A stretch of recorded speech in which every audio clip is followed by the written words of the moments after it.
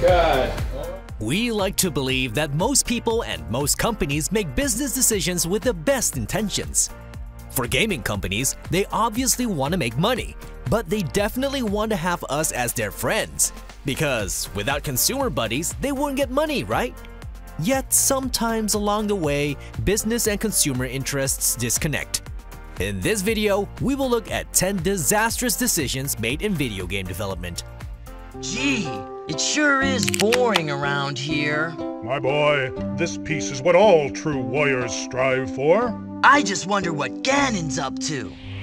When Nintendo decided not to add CD-ROM to their Super Nintendo, they thought it would be a good idea to license some of their characters to Philips for their CDI system. Now, Philips had licenses for both Super Mario and Zelda, and in 1993, they released 2 Zelda games on the same day: Link, The Faces of Evil, and Zelda, The Wand of Gamelon. What happened? Nothing, Link. We were just about to have a feast. Great! In the end, the CDI was a major flop and Philips stopped their video game ambitions, while Nintendo was stuck with this black page in their Zelda franchise. Ask anybody at Nintendo and they will deny the existence of the 2 CDI games, making this an awful business decision that still brings shame to the Japanese company. I guess that's worth a kiss, huh? Ha! I won! Hi, I'm Megan McDowell, one of the producers on SimCity. I'm going to show you how to play offline using the new single-player mode. The idea of a connected world where all players work with or against each other looks nice on paper, but in reality, this often causes problems. The creators of SimCity surely underestimated this. They thought it would be cool to have their game always online because some features of their game would benefit from it. But SimCity fell short. During its launch, the online servers couldn't handle the traffic and the game was offline for days. As we can see here, this was an ill-advised decision. Because of this game mechanic, SimCity couldn't be played offline, leaving thousands of angry gamers stranded. It took EA 6 months to add an offline mode to their game, but by that time, everybody was playing City Skylines instead. I hope you have fun playing offline. Mr. Nukem, will you sign this for me? Sure, kid, but I better not find this on eBay. By any means, we can say that Duke Nukem Forever is not a game on par with our modern gaming standards. It's a very mediocre first-person shooter that took 15 years before it was finally released in 2011. However, according to the latest rumors, there already was a version of the game almost finished in 2001. They're everywhere! People are turning into monsters! But then the ideas of the producers behind the game changed again, and again, and again. And that's how you never finish a game, lose lots of money, and ultimately release a game that has been 15 years in development and is still a piece of garbage. If you ever make a game, write a plan and stick to it, okay? Douche.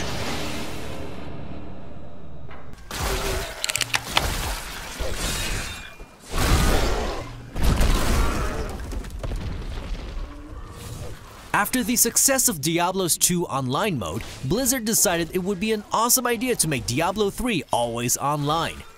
That way, they could incorporate an auction house filled with loot found by gamers. And of course, gamers would be real consumers because they would be able to buy in-game gold using real money. Sounds like a plan, right? Well, things backfired big time. So as you saw, we're going to be shutting down the Diablo auction houses. Diablo 3 was unplayable after launch because the servers couldn't handle all the traffic. And when things finally started working, the auction house turned out to be impacting the gameplay experience in a negative way. In the end, Blizzard made a lot of good changes and they managed to save the game. Please forgive me. My vision was clouded by the Coven's evil magic.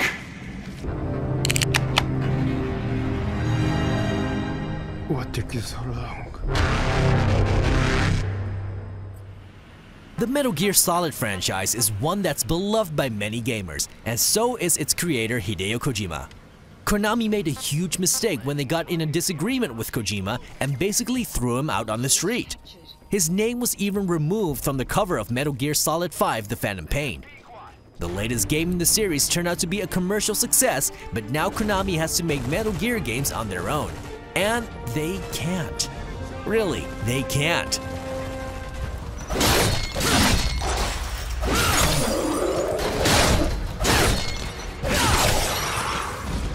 Metal Gear Survive was their first effort and they failed horribly.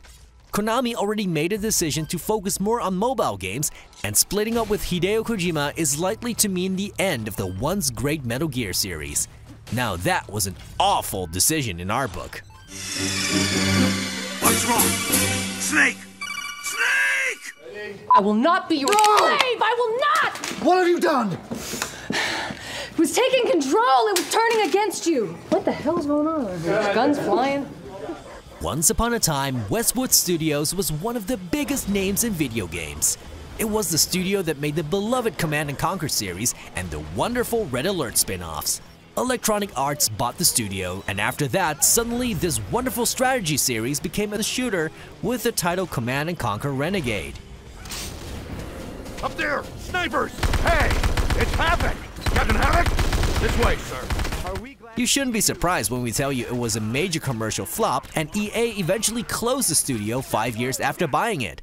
By this time, all the original members from Westwood had already abandoned ship. Command & Conquer didn't make it as a MOBA RTS hybrid and also failed as a free-to-play project. It's a relic of the past, all because EA was changing a winning team. The TASIS is calling. Good.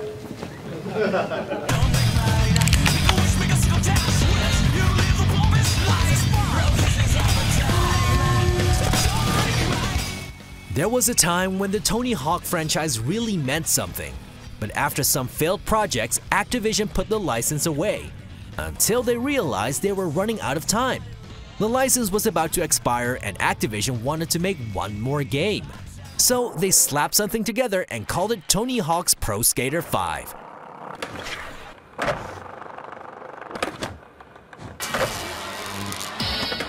They triggered the nostalgia factor by naming the game Pro Skater. We all thought it was going to be great for the fans, but the end result was one of the worst games ever created, as it was flawed on many levels. Rushing a game is never a good idea, unless you want the internet to rise against you.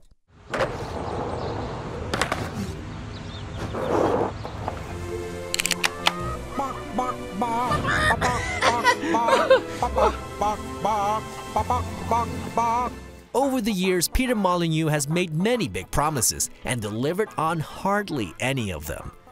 Despite all his failed promises, the Fable series still has a warm place in our heart. Fable on the original Xbox was great, Fable 2 even better, and Fable 3 was the beginning of the end. You shut it! I told you never to mention her! Microsoft wanted Molyneux to hurry up and the game was rushed to the market. Molyneux resigned from Lionhead Studios as a result from that conflict, and no proper Fable game has released since. Although we do believe Microsoft is in the process of bringing this franchise back.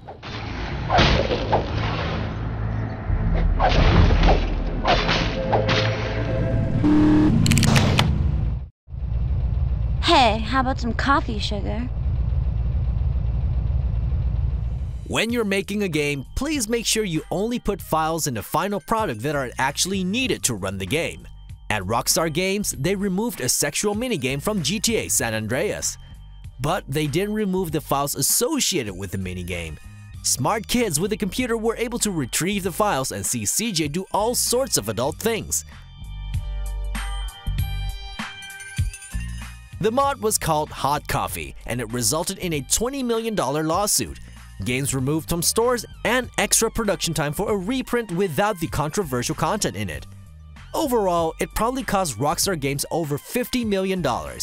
Now, that's one expensive cup of coffee. I loved your gift, CJ!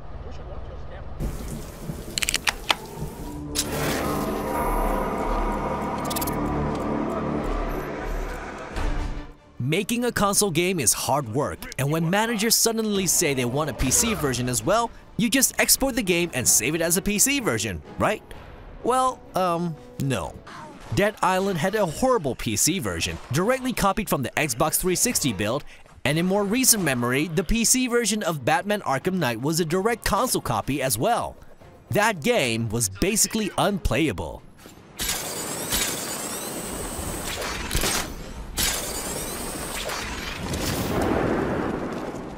Warner Brothers tried a lot of things to fix it, but failed miserably. In the end, they just offered a full refund to everybody who bought the PC version. And that's when they learned a PC version of a game actually requires some effort as well.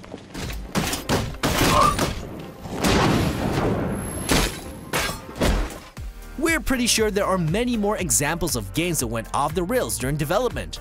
Did you miss anything in this video? Let us know in the comments or on social media. You can find us on Facebook, Instagram, and Twitter. I think the gun's gone again, isn't it? What have you done? What have you done? And you! And what have you